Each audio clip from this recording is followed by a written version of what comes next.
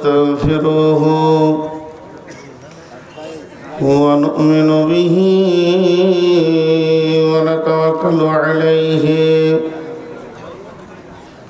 ونعوذ بالله من شرور أنفسنا ومن سيئات أعمالنا من يهده الله فلا مضل له ومن يضلله فلا هادي له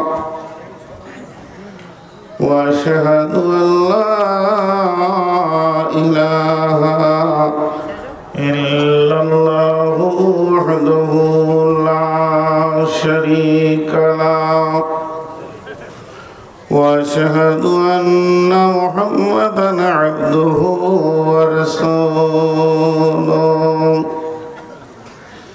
الذي أرسله بالحق بصيرا ونذيرا وداعيا إلى الله بإذنه وسراجا منيرا أما بعد فإن خير الحديث كتاب الله وخير الهدي هدي محمد صلى الله عليه وسلم وشر الأمور محدثاتها وكل محدثة بدعة وكل بدعة ضلالة وكل ضلالة في النار فقد قال الله تبارك وتعالى في كلامه المجيد وفرقانه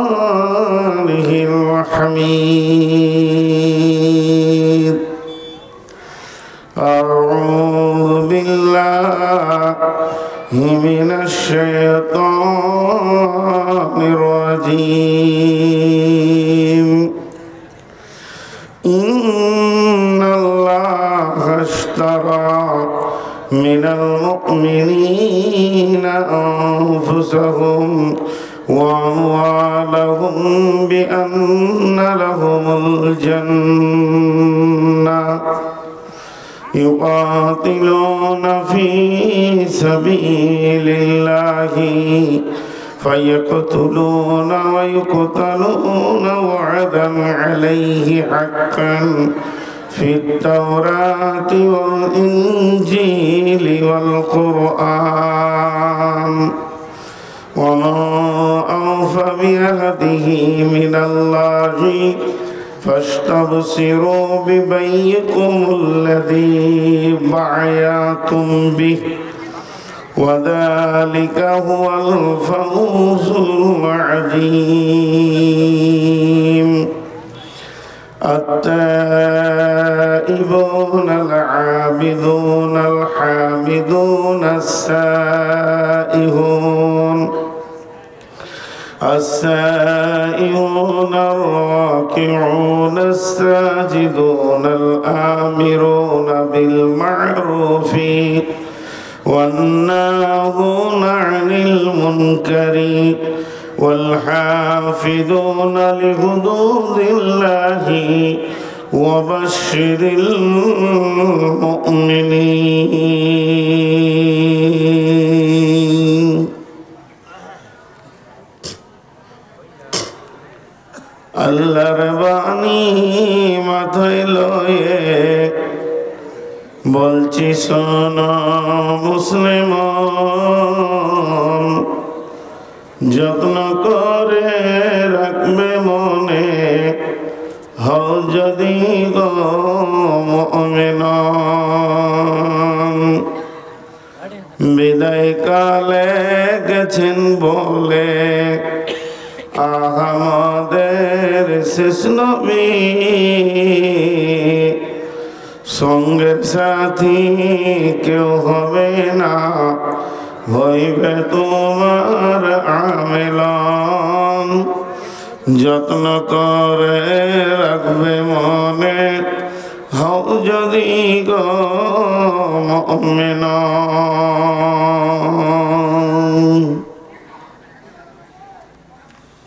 শ্রদ্ধেয় সুযোগ্য আজকের সবার সভাপতি, উপস্থিত আকাশে তারকা সাদৃশ্য আলেম ওলামা বৃন্দ এবং সুপ্রিয় অতিথিবৃন্দ, সামনে আমার দিনদার ইমানদার মুমিন ভাই সকল, পর্দা থেকে শুননেওয়ালি মুমিনা মা ও বোনেরা, প্রশংসা আল্লাহ, গণগান আল্লাহ, সমস্ত প্রশংসার একমাত্র যিনি হক রাখেন তিনি আল্লাহ।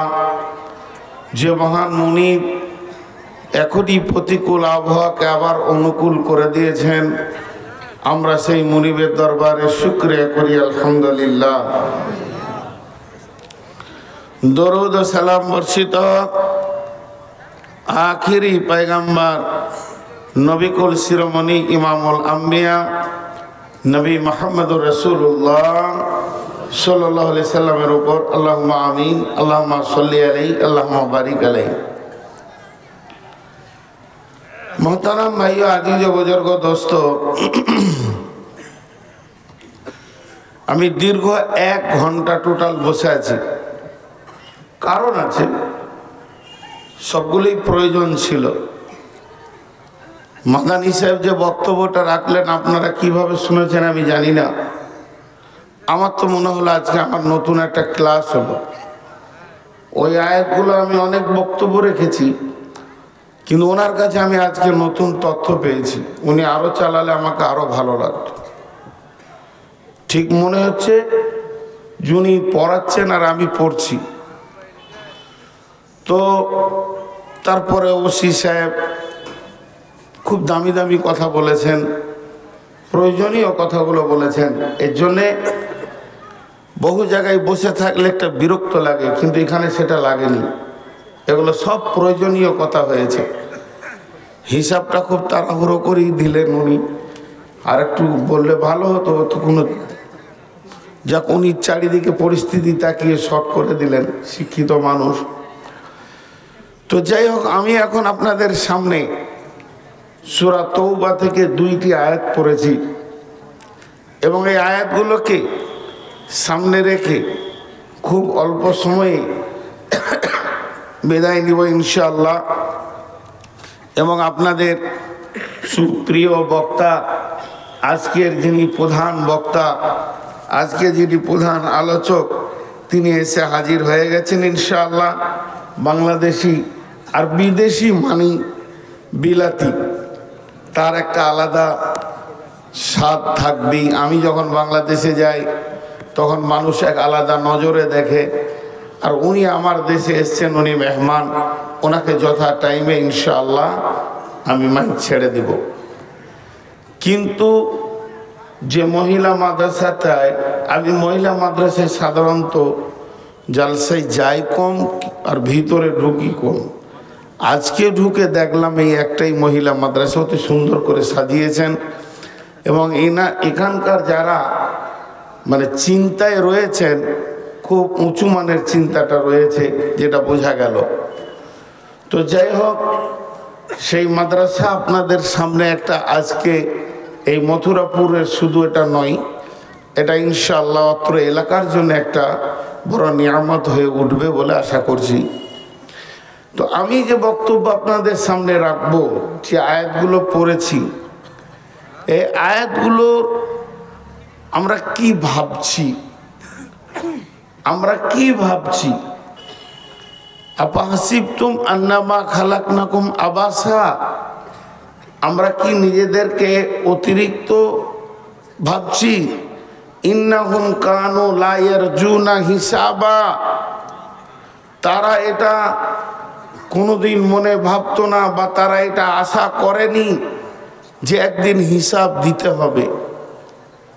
গল্প, এখন যদি গোপাল ভাঁড়ের গল্প ধরি, গল্প তো গল্পই, ওইটাকে কেউ গুরুত্ব দিয়ে নেবে না। তখন দেখা যাবে সবাই শুনবে, হাসবে। তেমনি আমরা কোরআনের যে ওসিয়ত, কোরআনের যে নসিহত, কোরআনের যে আদেশ, কোরআনের যে নিষেধ, কোরআনের যে ভয়, কোরআনের যে ওয়াঈদ, কোরআনের যে ওয়াদা, যেগুলো আল্লাহ গছিয়ে গছিয়ে গছিয়ে গছিয়ে এই মানব সমাজকে দিয়েছেন, মানুষকে দিয়েছেন, মানুষ এইগুলোকে কি ভাবছে, কি ভাবছে। আমি একটা সাপোজ উদাহরণ দেওয়ার জন্য বলছি। ধরেন আপনার এই এলাকার কথা বলছি, এখানে 5টা জাতি বাস করে: জৈন, খ্রিস্টান, বৌদ্ধ, হিন্দু, মুসলমান। এখন কোরআন নামে নিয়ামতটা 4 জনের কাছে নাই, 1 জনের কাছে আছে। বৌদ্ধর কাছে কোরআন নাই, হিন্দুর কাছে কোরআন নাই, জৈনর কাছে কোরআন নাই, আর খ্রিস্টানের কাছে কোরআন নাই। কোরআন নামে নিয়ামতটা মুসলমান পেয়েছে। কোরআন নামে নিয়ামতটা মুসলমান পেয়েছে। আরেকবার বলছি, কোরআন নামে নিয়ামতটা মুসলমান পেয়েছে। আর যে কোরআনে A to Z সত্য, সত্যের ওপরে সত্য, মহাসত্য, যার একটা জের, যার একটা জাবার, যার একটা পেশ, যার একটা অক্ষর, যার একটা শব্দ, যার একটা শব্দ বাক্য, কোনোটা মিথ্যা নয়, সব সত্য। এখন কোরআন এখানে থাক, একটা ফিল্টে ওই 5 জাতির ছেলে চলাফেরা করছে। তাহলে যার কাছে কোরআন আছে তার চলাটা হিন্দুর মতো, জৈনর মতো, খ্রিস্টানের মতো, ইহুদির মতো, নাসারার মতো। আরে ভাই, তাহলে এর কাছে কোরআন থেকে লাভটা কি হলো? মনে হচ্ছে না। এক কথাই বলে দিই, মুসলমানদের চাল চলন, উঠা বসা, লেনদেন, ঋণ পরিশোধ, ঋণ নেওয়া, ঋণ দেওয়া, স্বামী স্ত্রী ঘর সংসার করা, ছেলে পেলেকে নিয়ে চলা, বাড়ি ঘর, এই যে পৃথিবীটা চালাচ্ছে, মনে হচ্ছে না যে জাহান্নাম আছে, আখিরাত আছে, হিসাব হবে। মনে হচ্ছে না। এত উদাস, এত উদাস। জি ভাই, একটা কসাইয়ের কাছে 5টা জিনিস আনা হয়েছে: গরু, ছাগল, ভেড়া, দুম্বা, মানুষ। 5টা কি কাটবে ও? গরু, ছাগল, ভেড়া, দুম্বা, মানুষ। যে 5টাকে বেঁধে রেখেছে 5টা খুঁটিতে। কসাই ছুরি ধার করছে, কাঠ রেডি করছে, দড়ি রেডি করছে, খাল ছাড়াবে। আর এদেরকে আমের পাত দিয়েছে, মানুষটাকে একটা কেক দিয়েছে। মানুষ খায় কে? নাগাল্যান্ডে খায়, নাগাল্যান্ডের কসাই। তো এই ছাগল পাতা খেয়েছে, গরু ঘাস খেয়েছে, ভেড়া ঘাস খেয়েছে, দুম্বা ঘাস খেয়েছে, মানুষটা খেতে পারবে? কেন পারবে না? যার চেতনা আছে যে এরপর কি কাজ শুরু হবে, এদের চেতনা নাই। তো পৃথিবীর বুকে যত জাতি আছে, যারা কোরআন পেল না, তারা চেতনা পেল না, চেতনা পেল না, চেতনা পেল না। এরপরে কি হবে? সে সুদ খাবে, সে জুয়া খেলবে, সে লুচ্চামি করবে, সে বেহায়াপনামা করবে, রান্ডিগিরি করবে, পৃথিবীর যত স্বাদ আছে হই হুল্লোড় করে উড়াবে। মুসলমান পারবে? পারছে কেন? এরা আবার বেশি পারছে। জি, এরা বেশি পারছে। এদের বোতলে হয় না, ব্যারেল।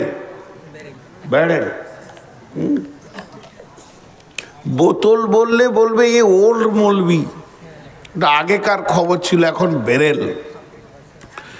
আর মুসলিমদের সব থেকে বড় দুশ্মন হলো ইহুদি। ইহুদিদের সুন্নতকে প্রত্যেকটি যুবক গ্রহণ করেছে, মাথার চারিদিককে নাড়া করে মাথার মাঝে চুল দিয়েছে, এটা ইহুদি দিয়েছে। আর ইহুদি হচ্ছে আমার রসুলের জানি দুশ্মন। কেন গ্রহণ করলো? কেন গ্রহণ করলো? জি ভাই, হিসাব একদিন লাগবে, হিসাব একদিন লাগবে। বিসমিল্লাহির রহমানির রহিম। ইন্না ইলাইনা ইয়াবাহুম সুম্মা ইন্না আলাইনা হিসাবাহুম। ইন্না ইলাইনা ইয়াবাহুম, তোমাকে আমার কাছে ফিরে আসতেই হবে। সুম্মা ইন্না আলাইনা হিসাবাহুম, তারপরে তোমাকে তোমার জিন্দেগির হিসাব দিতেই হবে। আল্লাহ এটা প্রথম বলেননি, শেষে বলেছেন। আল্লাহ প্রথম বলেননি। আল্লাহ কি বলছেন? অনেকগুলো জাহান্নামের কথা বললেন সূরাটায়, তারপরে জান্নাতের কথা বললেন, তারপরে চারখানা কুদরতি কথা বললেন। আফালা ইয়ানজুরুনা ইলাল ইবলি কাইফা খুলিকাত ওয়া ইলাস সামাই কাইফা রুফিআত ওয়া ইলাল জিবালি কাইফা নুসিবাত ওয়া ইলাল আরদি কাইফা সুতিহাত। চারখানা কুদরতি কথা বললেন। প্রথমে জাহান্নামের কথা বলে নিলেন সূরা কাসিয়ায়। কিয়ামত থেকে নিয়ে জাহান্নাম পর্যন্ত কথাগুলো শেষ করার পর এরপরে আল্লাহ জান্নাতের কথা বললেন। আর জান্নাত আর জাহান্নামের কথা যখন শেষ হয়ে গেল, বিশ্ববাসীকে লক্ষ্য করে বলছেন, তোরা চারটা জিনিস খেয়াল কর, তাহলে তোদের রবের ব্যাপারে তোদের বুঝে আসবি। এরপরে আল্লাহ তাবারাক ওয়া তাআলা বিশ্ব নবীকে বলছেন, বিশ্ব নবীকে বলছেন মানে সমস্ত দায়ীদেরকে বলছেন, ফাযাক্কির ইন্নামা আনতা মুযাক্কির লাস্তা আলাইহিম বিমুসাইতির। তোমাকে বলতে বলেছি, তুমি বলে দাও। তোমাকে বলার জন্য পাঠানো হয়েছে, প্রশাসন ক্ষমতা তোমাকে দেওয়া হয়নি যে তাদেরকে চাপকিয়ে মসজিদে ভরবে। লাস্তা আলাইহিম বিমুসাইতির ইল্লা মান তাওয়াল্লা ওয়া কাফার। এরপরও যদি তারা গর্দন ঘুরিয়ে পালিয়ে যায়, ইল্লা মান তাওয়াল্লা ওয়া কাফার ফায়ুআযিবুহুল্লাহুল আযাবাল আকবার। তো আল্লাহ তাবারাক ওয়া তাআলার বড় আযাবের খবর তাদেরকে বলো। সেই আযাব যেদিন ধরবে সেদিন পালিয়ে যেতে পারবে না। আজকে মানানির কথাতে পালিয়ে যাবে, হাবিবুরের কথা শুনে পালিয়ে যাবে, আর কোন আলেমের কথা শুনে পালিয়ে যাবে। সেই দিন জাহান্নাম যখন ওকে ধরবে পালিয়ে যেতে পারবে না। ইল্লা মান তাওয়াল্লা ওয়া কাফার ফায়ুআযিবুহুল্লাহুল আযাবাল আকবার। ইন্না ইলাইনা ইয়াবাহুম, আমার কাছে ফিরে আসতেই হবে।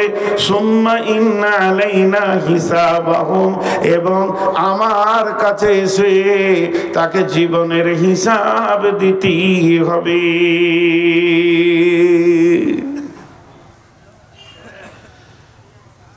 আল্লাহ চ্যালেঞ্জ দিচ্ছে, আসতেই হবে তোকে। তোকে এমন রাস্তায় আমি ছেড়ে দিয়েছি, তুই যেদিকেই যা, যত দৌড়বি দৌড়, শেষকালে এসে কবরে ঢুকতেই হবে। আমি একটা উদাহরণ আপনাদেরকে অনেকবার দিয়েছি, যে একজনের একটা কম্বল হারিয়ে গেছে, তো গোরস্থানে যে বসে আছে, তোকে জিজ্ঞেস করছে, তোমার কি হলো জি, গোরস্থানে কেন তুমি গোরস্থানে কেন? বলে আমার কম্বল হারিয়ে গেছে। বলে মরারা চুরি করেছে, এই মরারা চুরি করেছে, তাই তুমি এখানে এসছো, তোমার মাথায় কোনো হুঁশ নাই।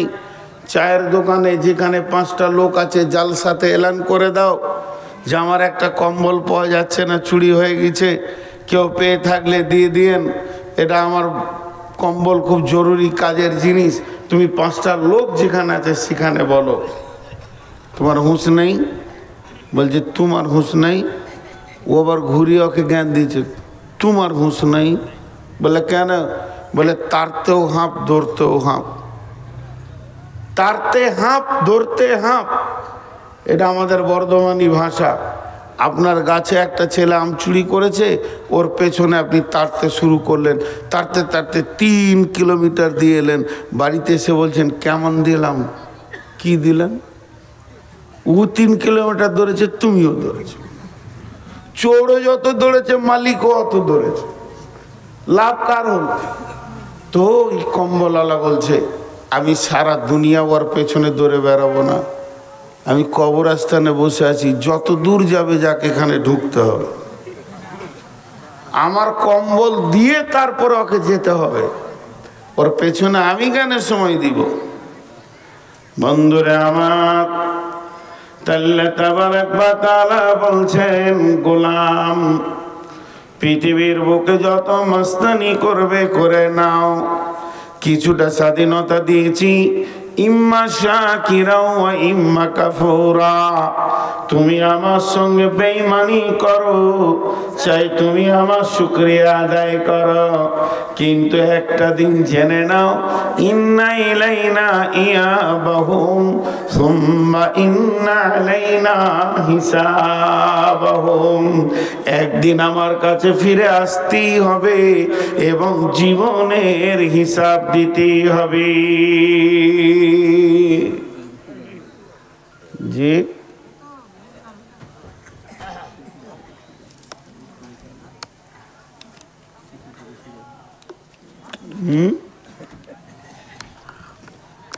কি কর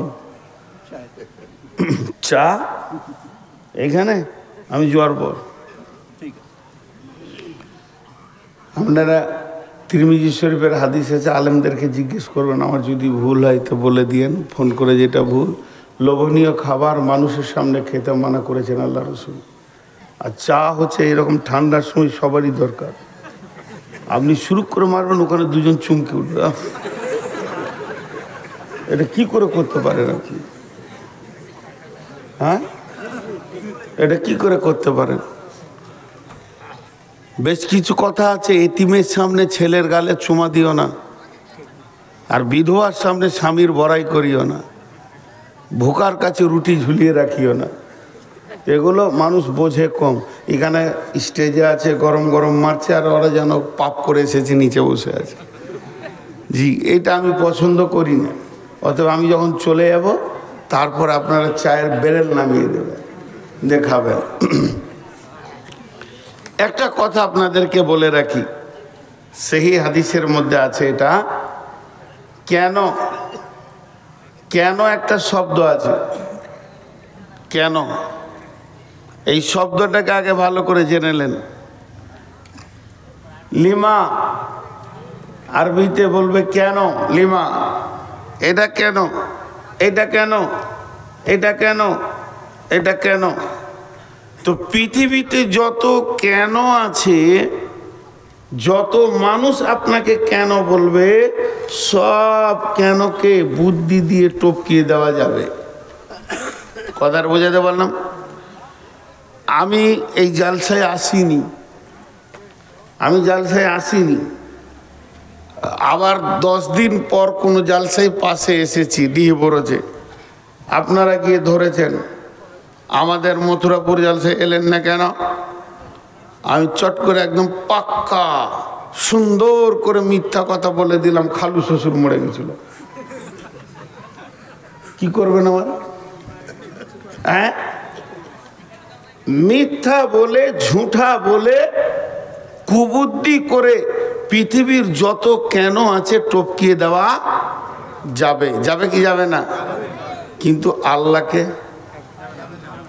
আল্লাহ যদি বলে কেন তুই এলি না কেন, তো আমার খালু শ্বশুর মরেছে, আল্লাহ জানে কি জানে না? লো, তো আল্লাহর কাছে কেন টপকানো যাবে না, বাস এটা মাথায় রেখে দেন। এবার আসেন, আল্লাহ যদি কেন বলে, নবীজি বলছেন সঙ্গে সঙ্গে উম্মত রে তুমি জেনে নাও তোমার ঠিকানা জাহান্নাম হয়ে গেছে। ইন্না ইলাইনা ইয়াবাহুম সুম্মা ইন্না আলাইনা হিসাবাহুম, আমার কাছে ফিরে আসতেই হবে এবং হিসাব দিতেই হবে। ওই হিসাব দিতে দিতে দিতে দিতে কিয়ামতের মাঠে যার আমল নামাতে আল্লাহ একবার বলে দেবে কেন, তো নবীজি বলছেন সঙ্গে সঙ্গে উম্মত তুমি জেনে নাও তোমার ওই কেনটাকে বোঝানোর ক্ষমতা আর নাই। পৃথিবীর এমন ব্রেন নাই যে আল্লাহর কেনটাকে বুঝিয়ে দেবে। যখনই আল্লাহ কেন বলে দিয়েছেন সঙ্গে সঙ্গে জেনে নিতে হবে আমার ঠিকানা জাহান্নাম,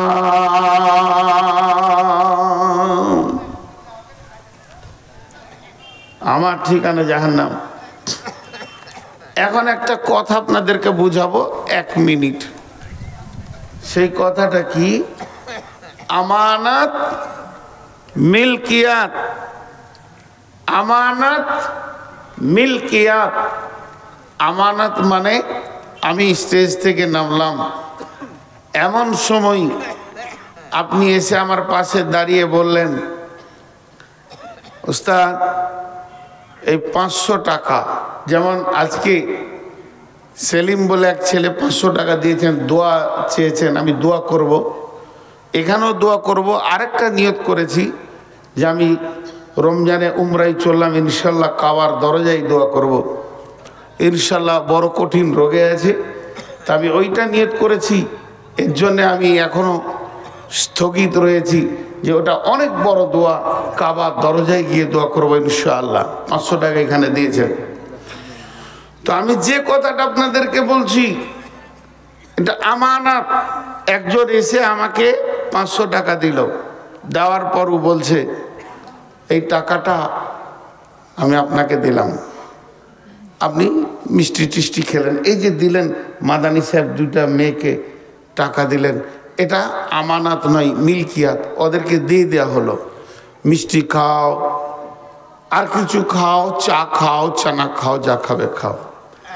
কিন্তু আমি নামছি আর আমার এই ভদ্রলোক নিয়ে এসে বলছেন আপনি বাড়ি যাবেন? বলে হ্যাঁ।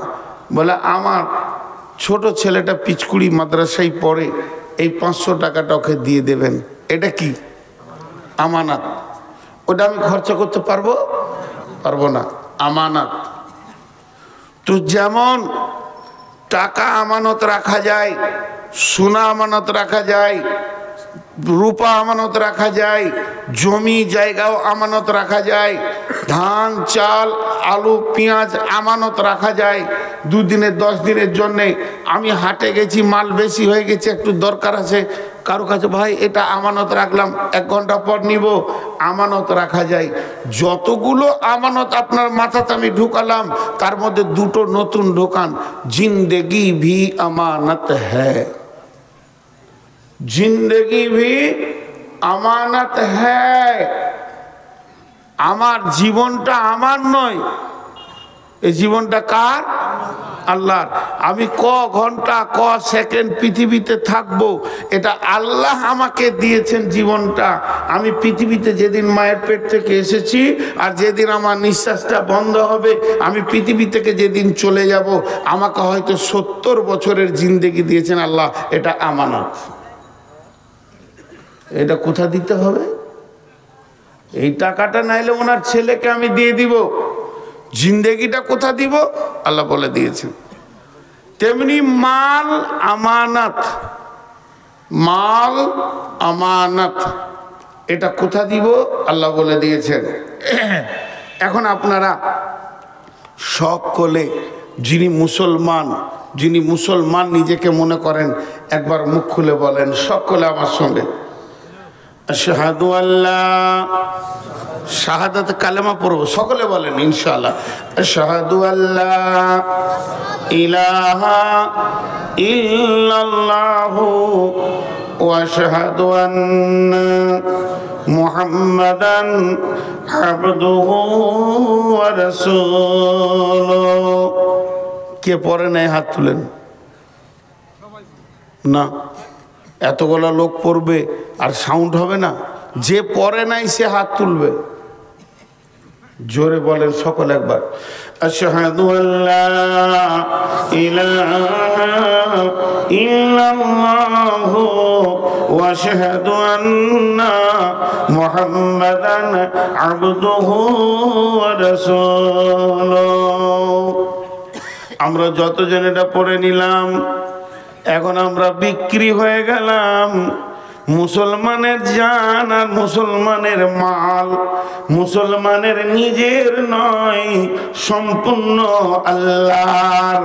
আল্লাহ তাবারাক ওয়া তাআলা বলছেন, ইন্নাল্লাহা আশতারা মিনাল মুমিনিনা, নিশ্চয় আল্লাহ মুমিনের কাছ থেকে কিনে নিয়েছেন আনফুসাহুম ওয়া আমওয়ালাহুম বিআন্না লাহুমুল জান্নাহ, তার জানকে এবং তার মালকে জান্নাতের বিনিময়ে।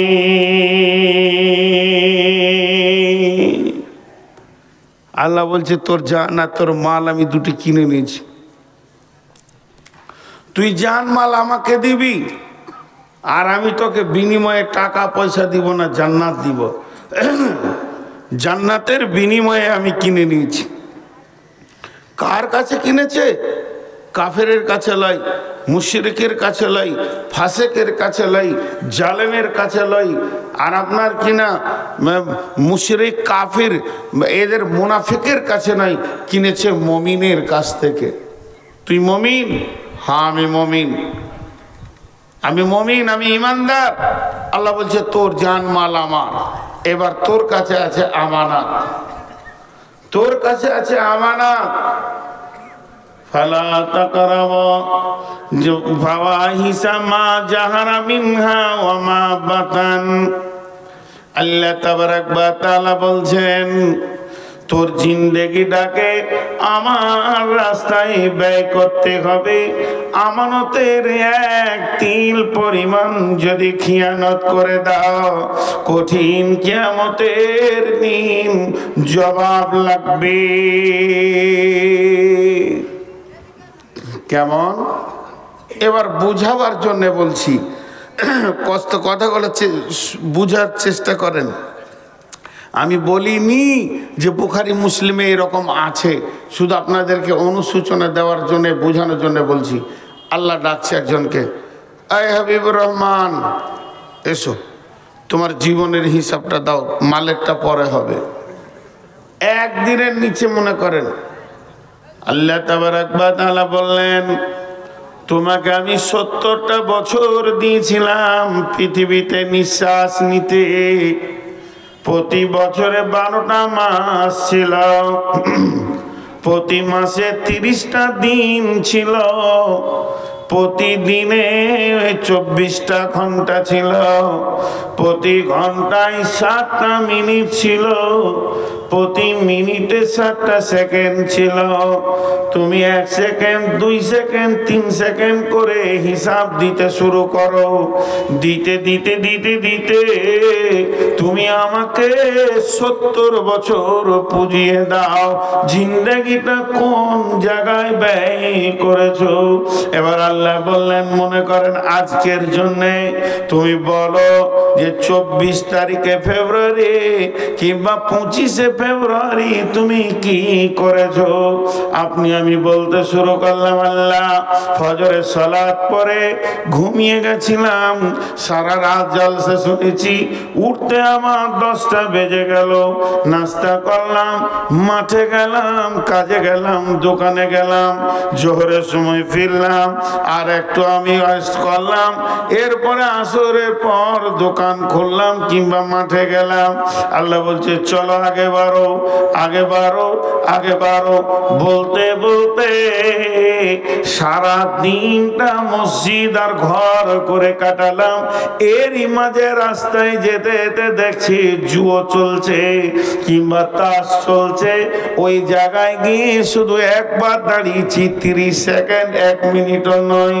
আল্লাহ ওখানে একবার দাঁড়ালাম, শুধু আল্লাহ বলে দিলে কেন কেন, মানে বিশ্বনবী বলছেন তোমার গাড়ির চাকা জমে গেল, আর তুমি জান্নাতে যেতে পারবে না। কারণ আল্লাহ কোরআনে বলেছেন ফালা তাকরাবুল ফাওয়াহিশা মা জাহারা মিনহা ওয়া মা বাতান। ওরে আমার লোক, মুমিন লোক, তোদেরকে যারা আমি জান মাল কিনে নিয়েছি, আমার জানটা পৃথিবীতে হাটে ঘাটে মাঠে বাজারে দোকানে ক্ষয় করবি, খবরদার যেখানে প্রকাশ্যে দিনের বেঈমানি কাজ চলছে, কাবিরা গোনা চলছে, জুয়া চলছে, তাস চলছে, লুবু চলছে, দাবা চলছে, লুচ্ছামি চলছে, বেশ্যাগিরি চলছে, সুদ চলছে, ওই জায়গায় মুমিন তুমি দাঁড়াবে না, ওই জায়গায় তোমার দাঁড়ানো নিষেধ। আমি কোরআনে বলে দিয়েছি, অথচ তুমি ওখানে 30 সেকেন্ড ক্ষয় করে দিয়েছো। আল্লাহ একবার বলবে কেন? নবীজি বলছেন উম্মত তুমি জেনে নাও তোমার চাকা জমে গেছে। এটা জানের হিসাব, মালের হিসাব এরকম লাগবে। আল্লাহ মাদ্রাসায় দিয়ে দিয়েছি 10,000, ঠিক আছে। মসজিদে 20,000, ঠিক আছে। এতিম মিসকিনকে দিয়েছি 50,000, ঠিক আছে, কোনো অসুবিধা নেই। আমি বলেছি মালগুলো ওখানেই দাও। হুট করে বলে দিলে পূজার চাঁদা চাইছিল, মাত্র 2 টাকা দিয়েছি, কেন? বাস জমে গেল, চাকা জমে গেল, আর আগে বাড়বে না। অতএব ইন্না ইলাইনা ইয়াবাহুম সুম্মা ইন্না আলাইনা হিসাবাহুম। আল্লাহ তাবারাক ওয়া তাআলা বলছেন আমি মুমিনের জান, মুমিনের মাল জান্নাতের বিনিময়ে কিনে নিয়েছি।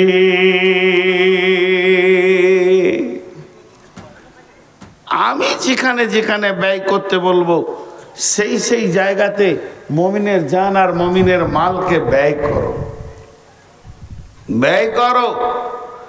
কিন্তু আমরা উল্টা জায়গায় ব্যয় করি।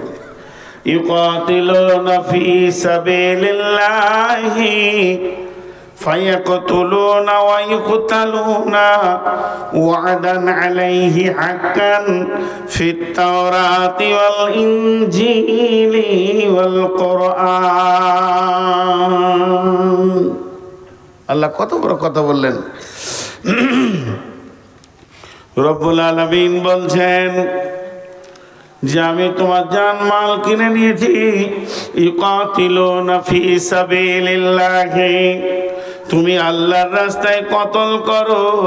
ফায়াকতুলুনা ওয়া ইউকতালুনা, প্রয়োজন হলে তুমি নিজের মাথা দাও, না হলে কারো মাথা নাও।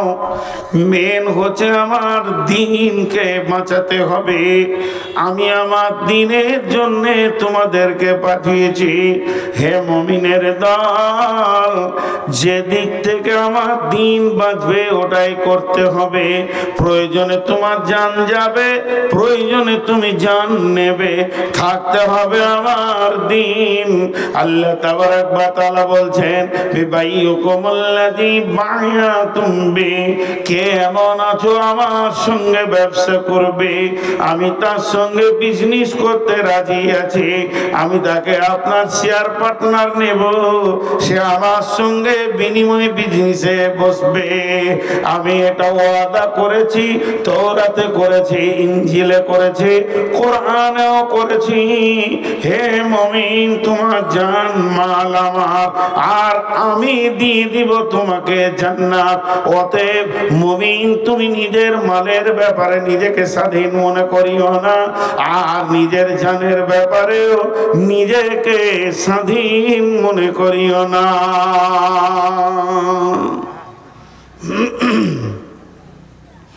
কিন্তু আমরা জানমালের ব্যাপারে উদাস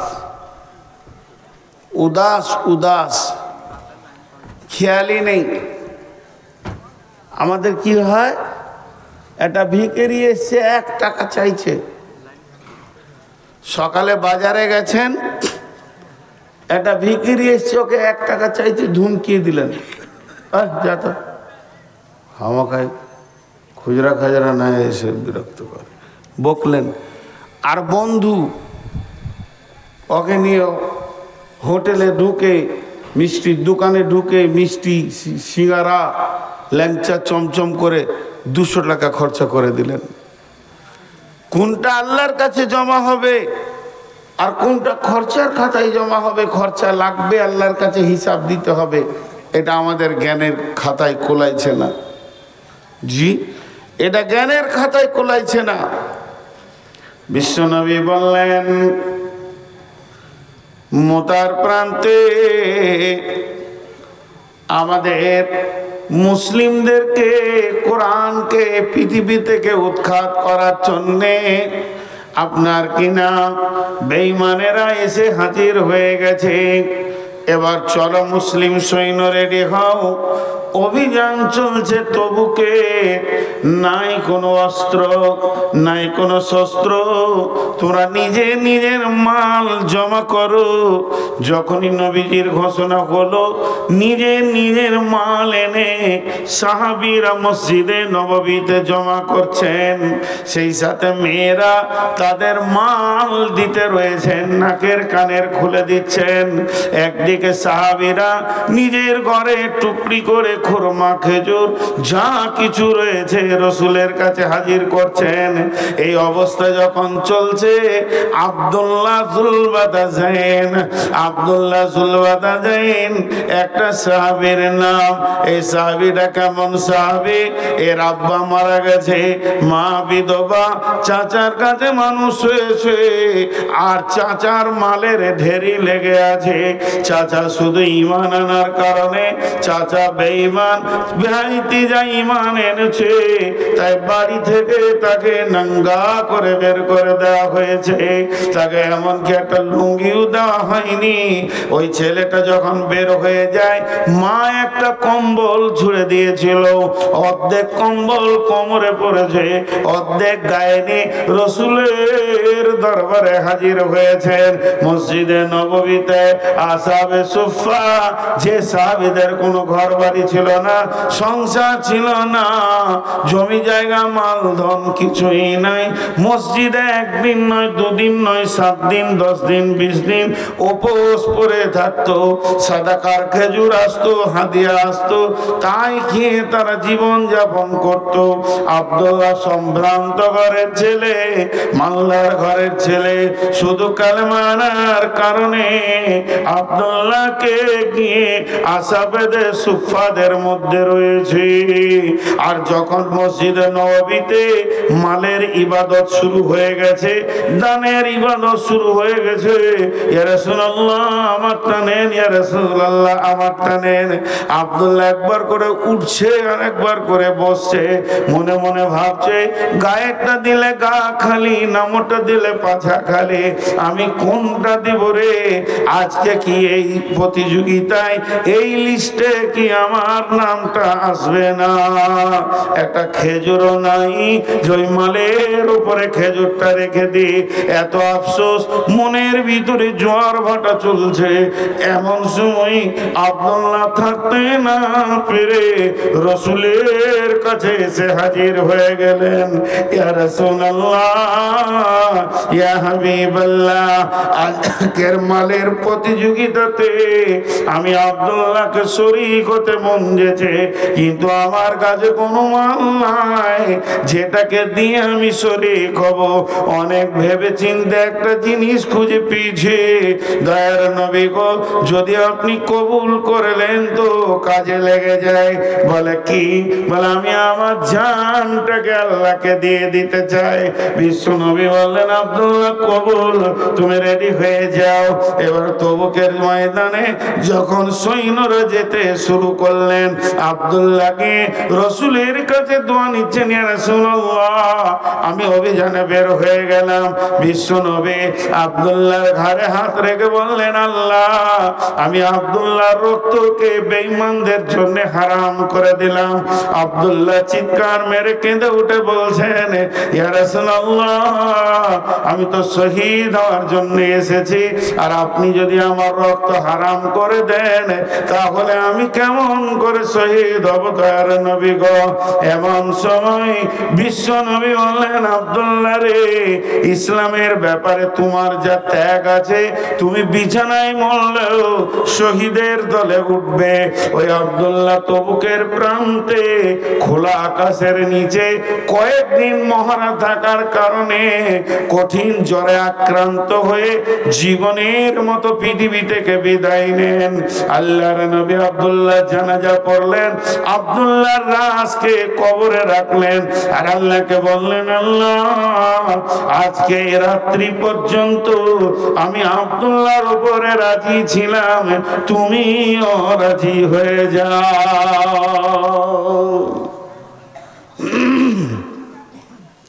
সবাই যে স্টেজ থেকে পালালো জি না, ওই যে তাহলে হয়ে গেছে, আপনারা আমি থাকলে হবে। কুড়ি দাও গো, উঠি দাও। বাংলাদেশিকে নিয়ে আসেন।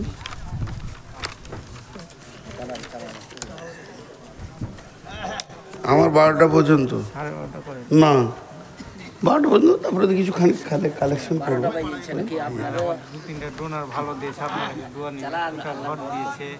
খুব শুনেছি, ওইগুলো শুনে মনটা ভরলো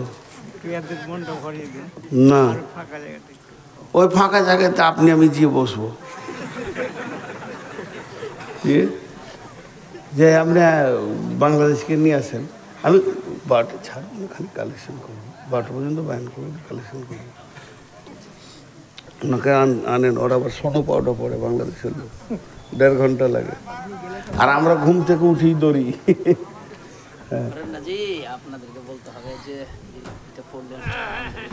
জি কি বললেন? জি তো না না, একটা অত দিল আমার ছোট লাই, 12টা চালাবো একটা ছোট দিন। আমি বেশি দিতে চাইছি, ওরা কম দিতে চাইছে। তো আমি যে কথাটা আপনাদের, আমি আসলে আপনাদেরকে আমার মনের কথাটা বলছি না। দীর্ঘ 18-19 বছর জালসা করছি বলে চালাতে পারছি, কিন্তু মানুষ তো, আমি তো আর ফেরেশতা নই, আমারও তো অসুখ বেসুখ আছে। গত 2 দিন আগে জ্বরে আক্রান্ত ছিলাম, তাছাড়া নূর মোহাম্মদের গলা বসে না, এত কষ্ট এই জায়গায়, ব্যথার ওষুধ খেয়েছি তাও থামছে না। তো প্রতিদিন আপনাদের একদিন, আমার প্রতিদিন। তো আমাকে কেউ ভালোবাসে না, এটা আমি জানি। কারণ আমাকে যদি কেউ ভালোবাসতো তো বলতো, হুজুর আপনার যখন অসুখটা যান 1 ঘন্টায় আজকে বলেন। খুব কম লোক ভালোবাসে। জি তো না, এটা কথা নয়, এটার নাম ভালোবাসা নয়। আল্লাহ ভালো তো বাসি সবাইকে রে বা, কেন বলতে হয় না, কষ্ট দিতে হয় না মানুষের মনে। মানুষ যখন বলে যে আমার অসুস্থ, তো আচ্ছা ঠিক আছে আধা ঘন্টা কম বলে। মাদানী ভাই তো বলে গেলেন আপনি 12টা পর্যন্ত চালান, তারপরও তো আমি খানিক চালাবো ইনশাল্লাহ। আপনি বাংলাদেশিকে নিয়েছেন তো কি বললাম, যে আব্দুল্লাহর চিন্তা ভাবনাটা দেখেন, যে আমার জানটা লেগে যাক। তো আল্লাহ রসুল কি দোয়া দিলেন কবরে দেওয়ার পর, এই আল্লাহ আমি আব্দুল্লাহর উপরে রাজি ছিলাম, তুমি রাজি হয়ে যাও। আচ্ছা এখানে গাড়ির ড্রাইভার কে কে আছেন? 4 চাকা নয়, 2 চাকাও হলে কে কে মোটরসাইকেল চালাতে পারি? হ্যাঁ মাশাআল্লাহ, আলহামদুলিল্লাহ। আপনারা বলেন, গাড়ি কোনোদিন আপনার কাছ থেকে গিয়ার চায়? যে আমাকে এই গিয়ারটা দেন, কিন্তু দক্ষ ড্রাইভার গাড়ির গতি এবং রাস্তা দেখে বুঝে নেই যে এখন কোন গিয়ারটা চাইছে, গাড়িকে এখন কোন গিয়ারটা লাগবে। তো এইটা হলো সাহাবীদের চিন্তা চেতনা। ওরা চোখে দেখে বুঝতে পারতো যে আল্লাহ এখন আমার কাছ থেকে কি চাইছে, আমার জানটা চাইছে না আমার মালটা চাইছে, ওরা বুঝতে পারতো। আর আমাদেরকে জালসা করে করে গরম করতে হচ্ছে কি হচ্ছে না, কিন্তু ওদের ওটা ছিল না, কারণ ওরা দিনের দক্ষ ড্রাইভার ছিল।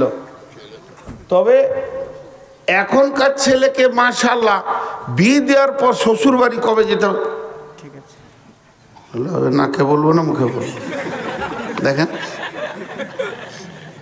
ও বললে ছেড়ে দাও, ই দিলে ছেড়ে, খেয়েছি আমি, একে ঝাল লেগেছে, ই পানি খাওয়াইছে, কতবার। ওই যে কি একটা গান আছে গো, ভুলে গেলাম, তো যাই হোক পরে হচ্ছে। তো সাহাবীরা বুঝতে পারতেন। একটা ঘটনাতে আপনারা বুঝে নেবেন, ওহুদের যুদ্ধে রাসূলুল্লাহ সাল্লাল্লাহু আলাইহি ওয়াসাল্লাম লোহার বর্মা পরেছিলেন, শরীরটা ভারী ছিল। জি, এমন সময় আল্লাহ নবী মহড়া দিচ্ছেন, মাঝে দুটো কথা বলেনি, বক্তব্য বন্ধ করে। আপনারা দোয়া করবেন, রমজানে ইনশাআল্লাহ সাহারি মক্কায় গিয়ে খাবো, টিকিট হয়ে গেছে আমাদের। আমরা 9 তারিখ সকালে উঠে যাচ্ছি, 10 তারিখে ওদের সাহারি হবে, 11 তারিখে রোজা হবে সৌদিতে। তো যদি কেউ উমরা করতে চান বা হজ, মক্কা মদিনার ইতিহাসে এই ওহুদের কথাটা বললি আমার চোখে পানি আসে। যতবার ওহুদের প্রান্তে গিয়েছি, মানে আমি যে সব জানতা তা নয়, আমাকে কানে ধরে পড়াবে 20 বছর এরকম আছে। তো একটা ছোট্ট ঘটনা আপনাদেরকে, এটা দামি কথা, মাঝে বলে নিচ্ছি ভুলে যাব। আমি যখন ওহুদের প্রান্তে যাচ্ছি আস্তে আস্তে, আমার সঙ্গে কাফেলাতে 63টা লোক আছে। তো যতই আরবি জুব্বা পরে থাকুক, চেহারাতে বাঙালিদেরকে বাঙালি মনে হবে, বিহারিদেরকে বিহারি মনে হয় খানিকটা। আবচ্ছন্ন লাগে কি লাগে না? লাগে। বিহারিরা যত দামি কাপড় পরুক না কেন, গলায় গামছাটা লিবি ওরা, তাতে মন্ত্রী হোক আর মিনিস্টার হোক। তো ঠিক ওই রকম আমি দূরে থেকে আমার এক বন্ধুকে বলছি যে ওহুদের কবরের পাশে মদিনা ইউনিভার্সিটির ছাত্রদেরকে ডিউটি দেওয়া হয় যে তুমি এখানে কথাগুলো বলবে। তা আমি অনেক দূর থেকে যেছি, আর আমার সাথীটাকে বলছি, দেখে ছেলেটাকে আমাকে বাঙালি মনে হচ্ছে, আবার বাংলাদেশিও মনে হচ্ছে। তোর কাছে গিয়ে প্রথমেই বাংলা বললাম যে আপনার বাড়ি কোথায়? বলছে আমার বাড়ি বাংলাদেশ, টাঙ্গাইল। আমরা তাহলে ঠিকই ধরেছি। বলছে আপনাদের বাড়ি? বলে আমাদের বাড়ি হচ্ছে পশ্চিমবঙ্গ, ভারত। তো টাঙ্গাইলে পড়াশোনা কোথায় করেছেন ভাই? বলছে পড়াশোনা করেছি যাত্রাবাড়ি মাদ্রাসায়, এখন মদিনাতে MA করছি। তো কী নিয়ে MA করছেন?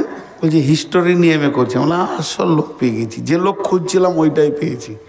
কারণ ইতিহাস যারা পড়াশোনা করছে তারা বেশি বলতে পারবে, আসমাও রিজাল নিয়ে যারা পড়বে তারা ফতোয়া বলতে পারবে, আর যারা তফসির নিয়ে পড়বে তাহলে কোন কোরআনের আয়াতটা কীভাবে নাজিল হয়েছে ওরা বলতে পারবে। তো হিস্টোরির মাল খুঁজছিলাম এতদিন, তো পেয়েছি। তো আমি তখন বললাম আমার মামার নাম করে, নিজের মামা, ওনাকে চেনেন? বলে হ্যাঁ, উনি আমার শিক্ষক বাংলাদেশের। অনেক পরিচয় হলো। যে তারপর আমি বললাম যে এই 60টা কাফেলায় আমার লোক আছে, এরা বাঙালি, এদেরকে ওহুদের যুদ্ধটা একটু বলে দেন। এমন করে বলছে, আমির হামজার লাশটা কোথা ছিল, হানজালার লাশটা কোথা ছিল, কোন দিক থেকে ঐসি আমির হামজার কলিজাটা বের করেছিল, হিন্দা কোন দিক থেকে এসেছিল, এবং কাফেররা কোন দিক থেকে এসেছিল, কোন জায়গায় গিরিপথে ছিল। সেই দিন আমার আবার ক্লাস হলো ওর কাছে, যেমন আজকে বললাম মাদানির কাছে আমার ক্লাস হলো। ওই আয়াত দুটো আমি অনেক তফসির করেছি, আজকে নতুন তফসির পেলাম। তো ওই রকম ধরনের গোটা জায়গাটা কয়েকবার জোয়াতে আমার চোখে জল জল করে ভাসছে।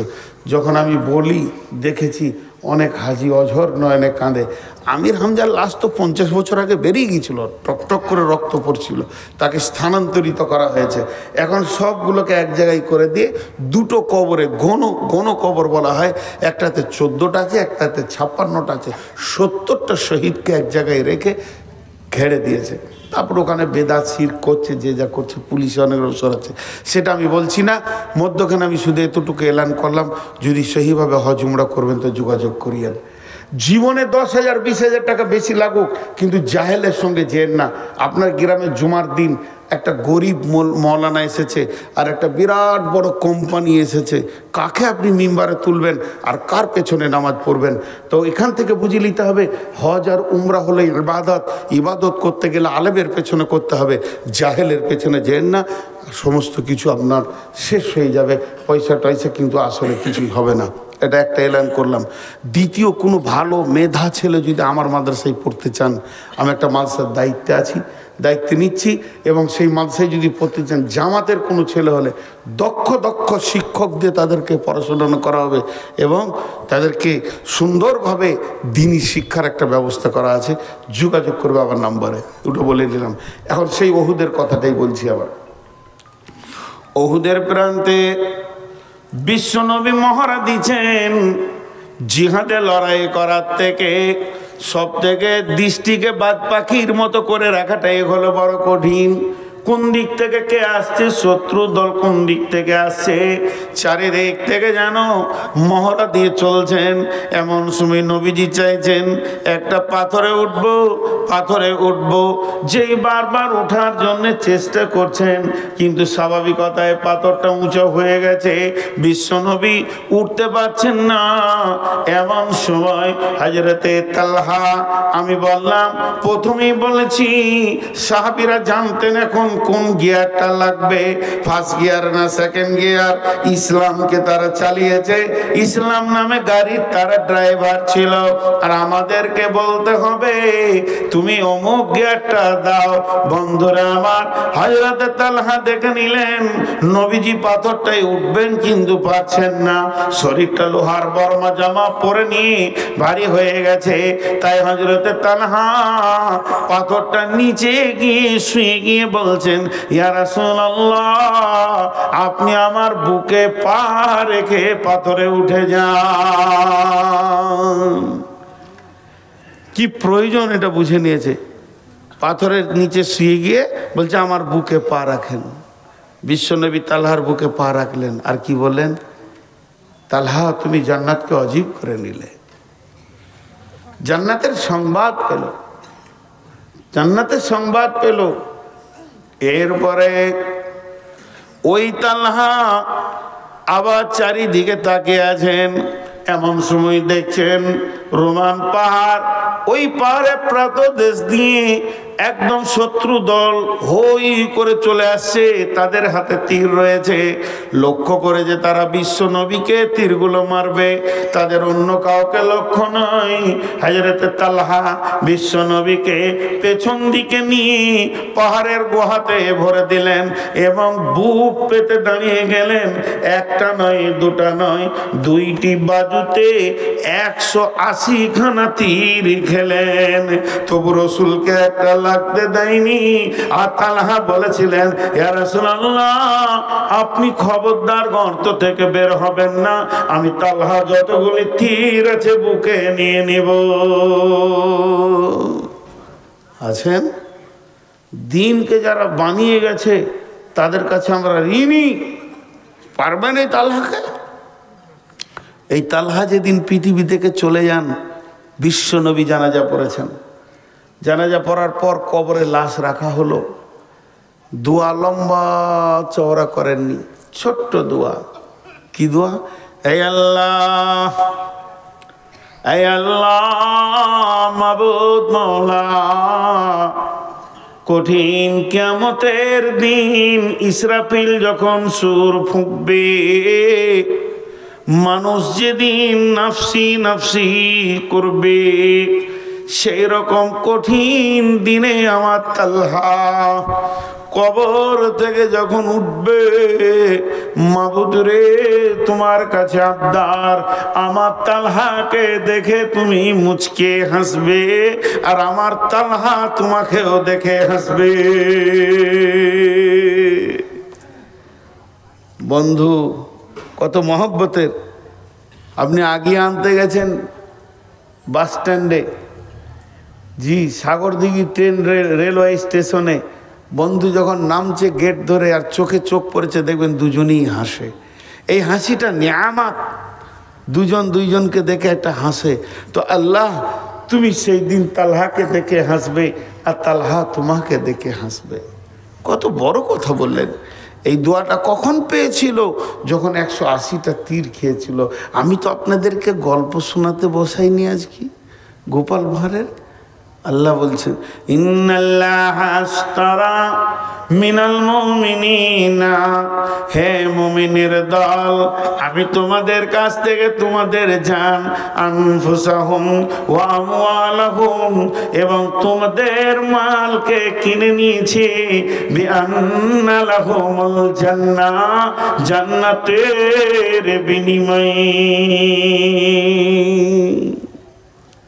জান্নাতের বিনিময়ে। জি ভাই, আল্লাহ তাবারাক ওয়া তাআলা আমাদের জান মালকে জান্নাতের বিনিময়ে কিনে নিয়েছেন। তো এটা আমরা বুঝি না। আল্লাহ বলছে বলো তোমাদের মধ্যে 8টা গুণ আমি পাবো। আত-তাইবুনাল আবিদুনাল হামিদুনাস সাইহুনার রাকিউনাস সাজিদুনাল আমিরুনা বিল মারুফি ওয়ান্নাহুনা আনিল মুনকারি ওয়াল হাফিজুনা লিহুদুদিল্লাহি ওয়া বাশশিরিল মুমিনিন।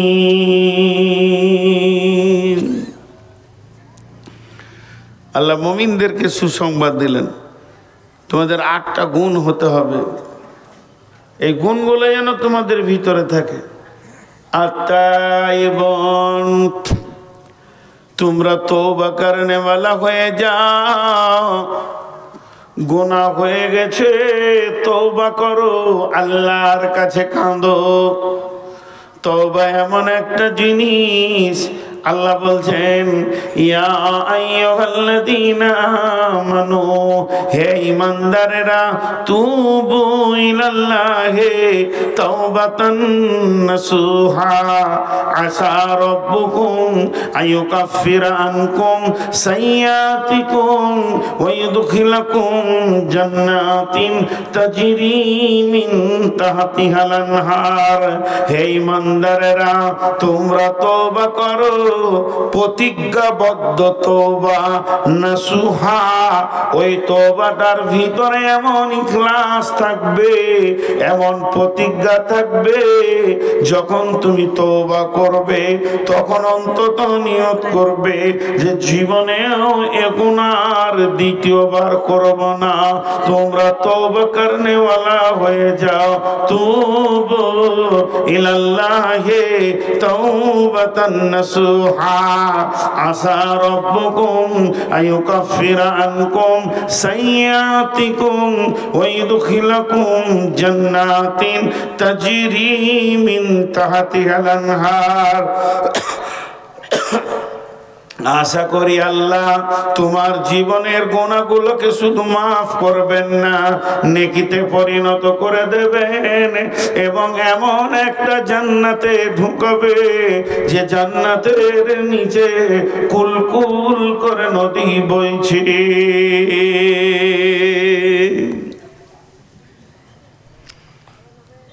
গুনার কারণে মানুষ জাহান্নাম যাবে না। গুনাহ করেছে এর জন্য মানুষ জাহান্নামে যাবে না। কিয়ামতের মাঠে ধরেন আমাকে জাহান্নামের ফেরেশতা টানছে, যদি গায়ে বল থাকে একটু মারো থাপড় আর কানে, জাহান্নাম কেন নিয়ে যাবি তুই? তোর বাপের জান্নাত? জান্নাত তো আমার, তোর, আমার আল্লাহর জান্নাত। আল্লাহ বলে কি? বলে তোমার ফেরেশতাতে ধরেছে। বলে কেন? বলে জাহান্নাম যেতে হবে। তা আল্লাহ বললো যা জাহান্নামে। যদি বান্দা জিজ্ঞেস করে কেনে যাবো, তা আল্লাহ বললো গুনাহ করেছিস ওই জন্যে। লাও, আমি এটা বুঝানোর জন্য বলছি, ভাবিয়েন না যে কোরআনের আয়াত বলছি। আল্লাহ বলছে জাহান্নাম যা, তোকে ফেরেশতাতে টানছে। তো আমি বলছি কেনে, তা আল্লাহ বলছে গুনাহ করেছিস তার জন্যে। লাও, এবার যদি আমি আল্লাহকে বলি, আল্লাহ আপনি বলেছেন ইন্নাল্লাহা গফুরুর রহিম, নিশ্চয়ই আল্লাহ জবরদস্ত কঠিন গুনাহকে মাফ করনে ওয়ালা। আপনি কোরআনে বলেছেন মাফ করনে ওয়ালা, আর আল্লাহ রাসূল বলেছেন কুল্লু বানি আদমিন খাত্তা, প্রত্যেকটি বানি আদম ভুলের মধ্যে ডুবে আছে। আমাদেরকে যখন বানানো হয়, একটা ঘরকে সিমেন্ট দিয়ে ঢালাই করা হচ্ছে, তোর মধ্যে রড আছে, পাথর আছে, সিমেন্ট আছে, বালু আছে, সিমেন্টে কেমিক্যাল আছে, কেমিক্যাল না থাকলে এমন জমবে না। আপনি যখন মানুষকে বানান, মানুষের ভিতরে পাপ করার মতো গুণটা দিয়ে বানিয়েছেন। এটা মানুষ পাপ করবে, তওবা করবে, পাপ করবে, তওবা করবে। গুণটা যদি আপনি না দিতেন তো আমরা তো পাপ করতাম না। আল্লাহ তাবারাক ওয়া তাআলাকে তিনখানা জিনিস ভালো লাগে। এক নম্বর হচ্ছে আমার গোলাম আমাকে ছাড়া কাউকে ডাকবে না, অন্য কাউকে সাজদা করবে না, এটা আমাকে ভালো লাগে। আল্লাহ বলছেন আমাকে দ্বিতীয় নম্বর ভালো লাগে, আমার গোলাম আমার বরত্ব বয়ান করবে, আমি তার কাছে আমার ছাড়া অন্য কেউ বড় নয়। তিন নম্বরে আমাকে ভালো লাগে আমার গোলাম যখন গুনাহ করে দুইটি চোখে পানি বের করে, তখন আমাকে ওই সময়টা এত ভালো লাগে, গুনাহগুলোকে আমি নেকিতে পরিণত করে দিই। শুধু তাই নয়, আমার রব কত বড় মেহেরবান, 70 বছরের কঠোর পাপীকেও তিনি মাফ করতে রাজি আছেন। তাহলে যাদের মাবুদ এত মেহেরবান, তার গোলাম কেমন করে জাহান্নাম যাবে?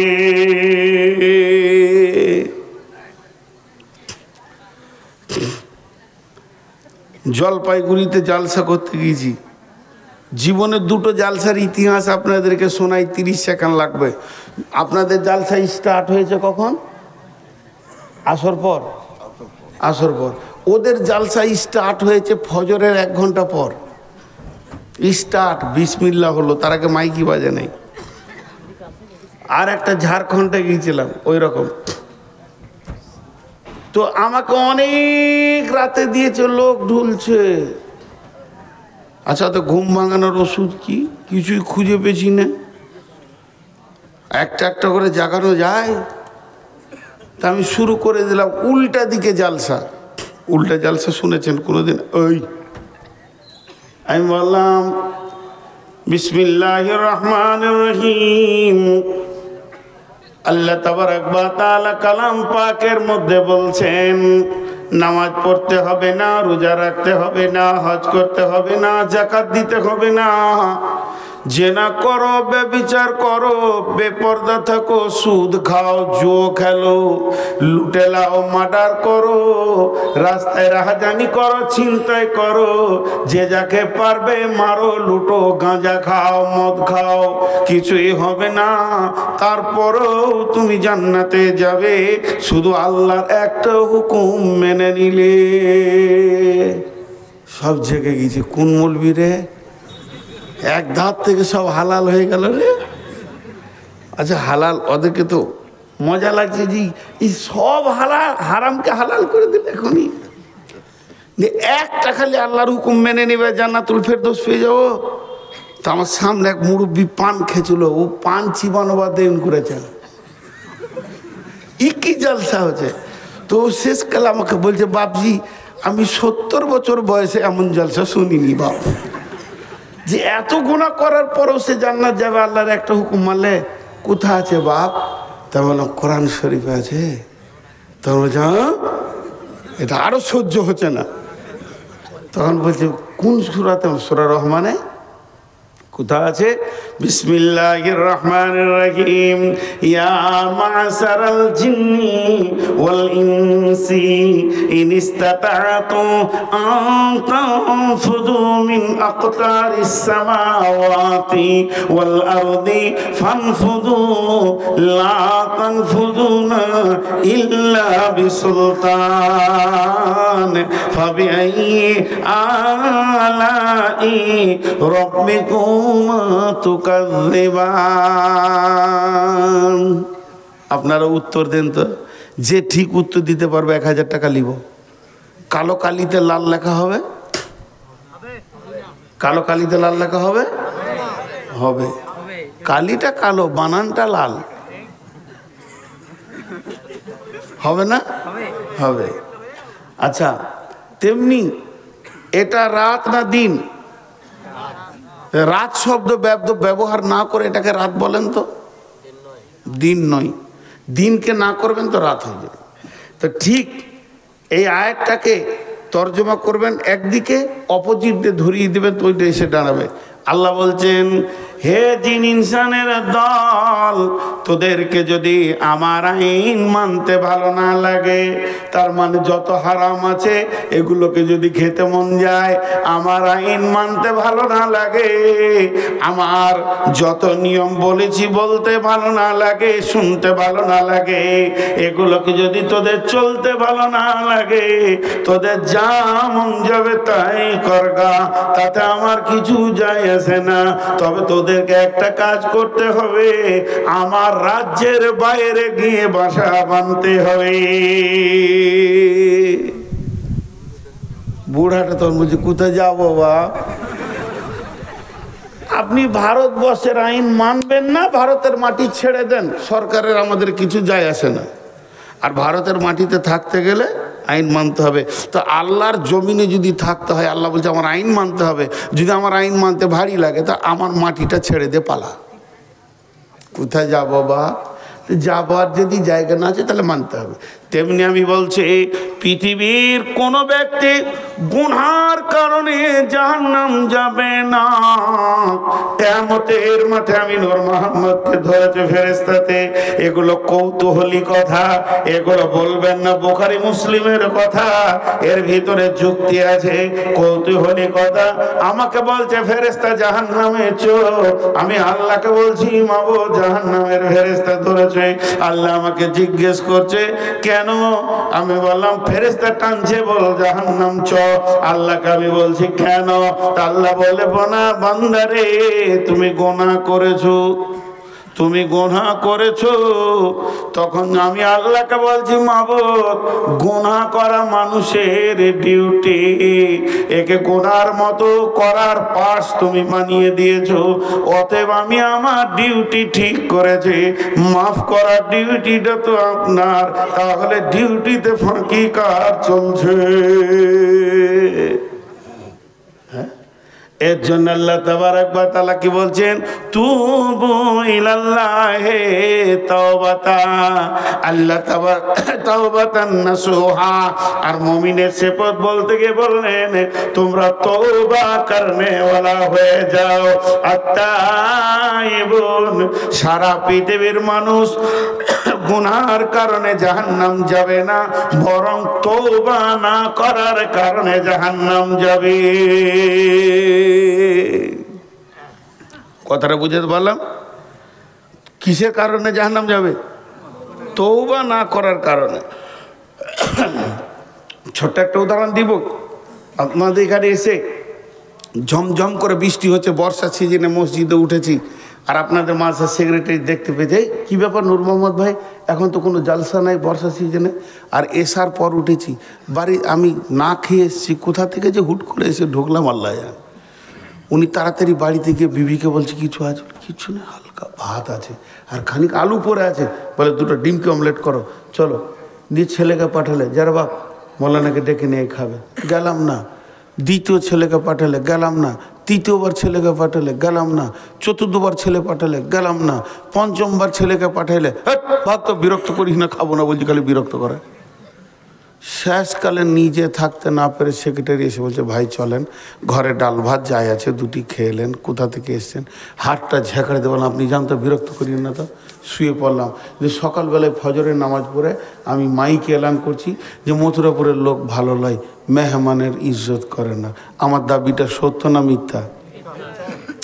আল্লাহ বলছে, গোলাম গুনাহ তুই করবি, মাপ আমাকে করতে হবে, এটা আমার জানা আছে, তোকে জানিয়ে দিতে হবে না। এর জন্য আমি মুয়াজ্জিনকে পাঠালাম, ফজরের সময় ডাক, ওদের গুনাহ আমি মাফ করব, তোকে আমি পেলাম না। জোহরে ডেকেছি পাইনি, আসরে ডেকেছি পাইনি, মাগরিবে ডেকেছি পাইনি, এশাতে ডেকেছি পাইনি, আয় গুনাহ মাপ নিয়ে চলে যা। আমি আমার ডিউটি করেছি। 5 বার যখন মুয়াজ্জিন দিয়ে পেলাম না, গভীর তাহাজ্জুদের টাইমে আমার রব আপনার আমার দরজার কাছে এসে বলছে, গোলাম ও গুনাহ করেছিস, জাহান্নামের আগুন জ্বলে গেছে, একবার তুই রব্বানা বলে চোখের পানিতে কাঁদ, আমি রব মাফ করার জন্য রেডি হয়ে আছি। তারপর আমি রব্বানা বলে কাঁদলাম না, মাফ নিলাম না। অর্থাৎ মানুষ গুনাহ করার কারণে জাহান্নাম যাবে না, বরং মাফ না চাওয়ার কারণে জাহান্নাম যাবে। জি ভাই, বিদেশি বক্তা যে বয়সেরই হোক, কোনো বক্তাকে বসিয়ে রেখে আমি বক্তব্য রাখি না। আজকে দুটা কথা বলে নিলাম, খালি দুটি লোক দেখতে চাইছি, 20,000 আর 50,000 10,000 দাঁতা কে আছেন, মাত্র 3 মিনিট দেখব, দিয়ে ছেড়ে দিব। আল্লাহর গোলাম কেউ আছেন? জি, আর একজন বলেছেন, ওনার জন্য আমি ইনশাল্লাহ দোয়া করছি, আল্লাহ ওনার রোগকে ভালো করে দেন, বলেন আল্লাহুম্মা আমিন। পেটের কঠিন রোগে ভুগছেন, আল্লাহ তার শেফায়ে কামেলা দান করুন, আল্লাহুম্মা আমিন। শেফায়ে আজেলা দান করুন, আল্লাহুম্মা আমিন। আর পৃথিবীর বুকে আল্লাহ তাবারাক ওয়া তাআলা তাকে সুস্থ জীবন দান করুন, আল্লাহুম্মা আমিন। এবং দিনের ওপরে চলার তৌফিক দান করুন, আল্লাহুম্মা আমিন। বাকি ইনশাআল্লাহ আমি কাবার দরজায় দোয়া করব। খুবই ওনার কথাটা আমার মনে লেগেছে। বাপ মায়ের নামে মাশাআল্লাহ 500 টাকা দান করেছে। আমি 1000 2000 5000 3 মিনিট থাকবো, মাত্র 3 মিনিট। কেউ আছেন আল্লাহর গোলাম? জি, এই দোয়া নিয়ে অনেক ভেজাল চলছে, হাত তুলে না তুলে। এখন কোথা যাব? জি, সেলিম হোসেন, কোথা বাড়ি? পোলাডাঙ্গা। সব 200 টাকা নোটগুলো কোথা থেকে বেছে নিচ্ছ তুমি? মাশাআল্লাহ, দেন মাশাআল্লাহ। আব্বার নামে কত আছে? হ্যাঁ, 5,000। আর মায়ের নামে 5,000। ও ভাই, ও সোনামানি, কেটে বললো বেনামিতে দেন। জি, আর কেউ আছেন? আপনি আব্বার নামে 5,000 দিলেন, মায়ের নামে দেন 5,000। দেবেন না? মায়ের উপর রাগ আছে? ফের খেপা, মা আছে মাকে 15,000 দিতে হবে, তো আব্বা 5,000 হিসাবের দান গেল। কত? 5 মানে 5,000। আর কত? পকেটে নাই, 100 টাকাও নাই, ভাড়ার টাকাটাও নাই, নিয়ে যান 200 টাকা। মাশাআল্লাহ, 3,000।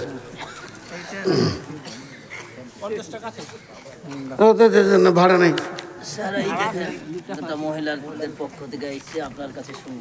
না, কোনো ফতোয়ার উত্তর দিন না, ও মহিলাদের কথা উত্তর দিন। আজকে আমি সব ভালো লেগেছে, কিন্তু আপনাদের কাছে আমি কোনো প্রশ্নের উত্তর দিই না, জানি না।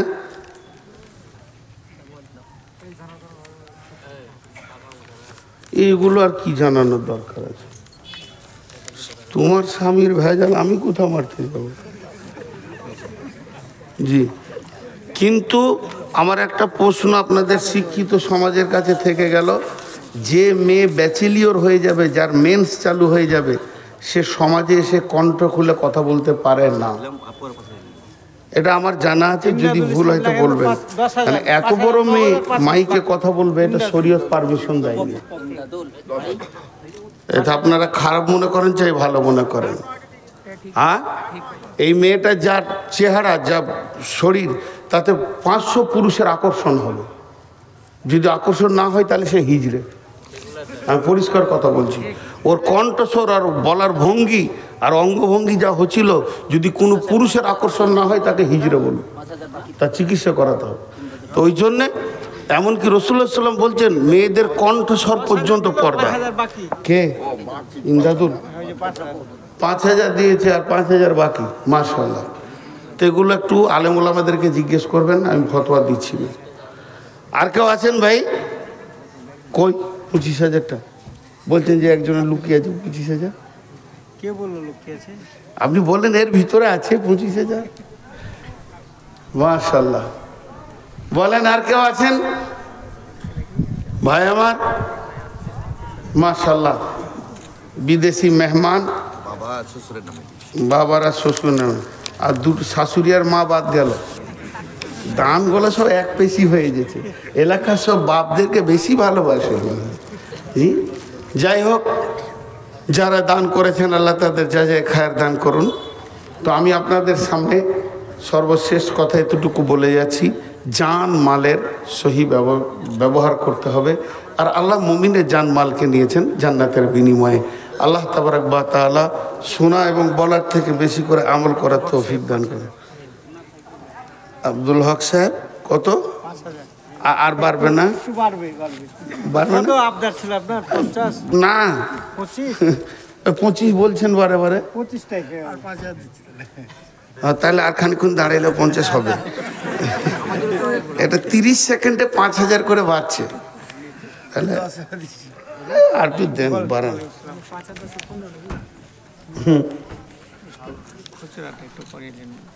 খুচরা হবে কি করে? আচ্ছা চাদর দেন, চাদর দেন। আপনার হাতে এসে দিয়ে যাবে না, তাহলে মজলিসটা ভেঙে যাবে। পরবর্তী বক্তা আছে, আমি হাতে তখনই লোক আছে রেডি, দিয়ে দেন সবকটা গুনেলি। কি ভেজাল, কষ্ট করে। মাশাআল্লাহ। জি, এই চাদর ভিতরে ঢুকে যান তো, চাদর ঢুকে যান। মায়ের নামে 500 টাকা। এতক্ষণ একটা মায়ের ছেলে দেখতে পেলাম। মাশাআল্লাহ। আর কে আছেন? মায়ের নামে 500 দিয়েছে। কেউ আছেন?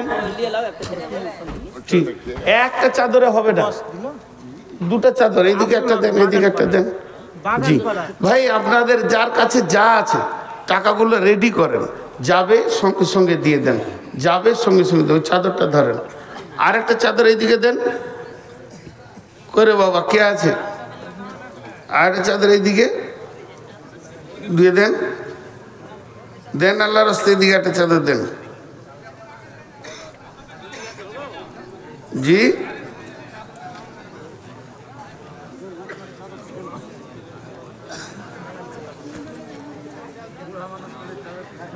চাদর দুটো তিনটে না দিলে হবে না, চাদর একটা দিলে হবে না, চাদর একটা দিলে হবে না।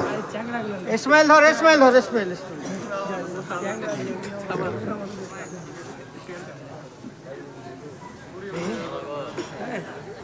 মাশাআল্লাহ, জাযাকাল্লাহ। আপনারা দিতে থাকেন, আল্লাহর রাস্তে দিতে থাকেন, আল্লাহর রাস্তে দিতে থাকেন, আল্লাহর জন্য দেন।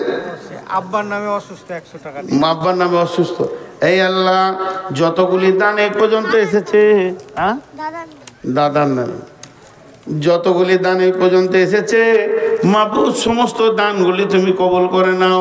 আল্লাহ তুমি এদের বদলা দাও, যে যা নিয়তে দান করছে আল্লাহ নিয়তকে তুমি পুরা করে দাও।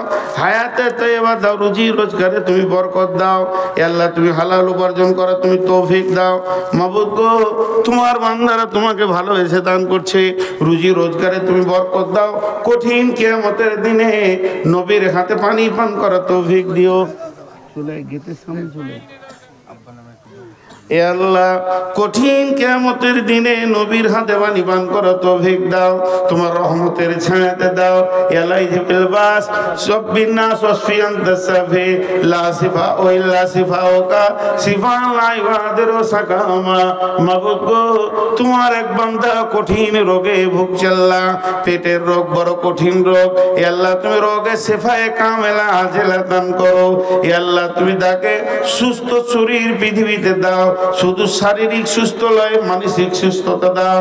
এবং সেই সাথে মাবুদ গো, ওই ব্যক্তি বড় আশা করে আছে আমার কাছে দোয়া নেবে। আমি এক গুনাহগার, তোমার দরবারে দোয়া করছি মাবুদ, গুনাহগারের দোয়াটা তুমি কবুল করে নি, শেফায়ে কামেলা আজলা তুমি দান করিও মাবুদ। হে আল্লাহ, তাকে তুমি 5 ওয়াক্তের নামাজি বানাইও, তোমার রাসূলের সুন্নতের উপরে পাবন্দি করিও। কেউ মায়ের নামে, কেউ বাপের নামে, কেউ দাদার নামে, দাদির নামে, যে যার নামে দান করছে মাবুদ, দানগুলো তুমি কবুল করো, মাফ করো, ক্ষমা করো রব্বুল আলামিন। নিশ্চয়ই তোমার বান্দারা তোমাকে ভালোবাসে, ভালোবাসে বলে নিজের হাতে দান করেছে মাবুদ। হে আল্লাহ, দানগুলোকে গ্রহণ করে নাও, এদেরকে তুমি কবুল করে নাও। আমিন, আল্লাহুম্মা আমিন। আর কেউ আছেন ভাই আমার? চটচট করে দেন। এইখান থেকে সাগরদিঘি শর্ট রাস্তা কি? আমাকে লোকেশন, হ্যাঁ লোকেশন দিতে পারবে কেউ? লোকেশনটা করে দাও হোয়াটসঅ্যাপ। দেন, আল্লাহ রাস্তায় দেন। যাবে তাহলে ভালো। একটা কথায় কি আর বলবো, লজ্জার কথা, মানুষ এত নোংরা হয়ে গেছে যে দিন দুনিয়া আখেরাত কিছুই মানুষ মনে রাখছে না। তো আল্লাহর ভয় মানুষের কাছ থেকে চলে গেছে। তাছাড়া মানুষ এখনো পর্যন্ত নোংরামির মধ্যে মেতে রয়েছে। তো আল্লাহ আমাদের প্রত্যেককে সেখান থেকে ফিরিয়ে আনুন এবং জান্নাতের রাস্তায় উঠিয়ে দেন। আল্লাহ আমাদেরকে সকলকে কবুল করুন। আমিন, আল্লাহুম্মা আমিন। আসসালামু আলাইকুম। এই কিসে এসছো? না, ওই সাগরদিঘি।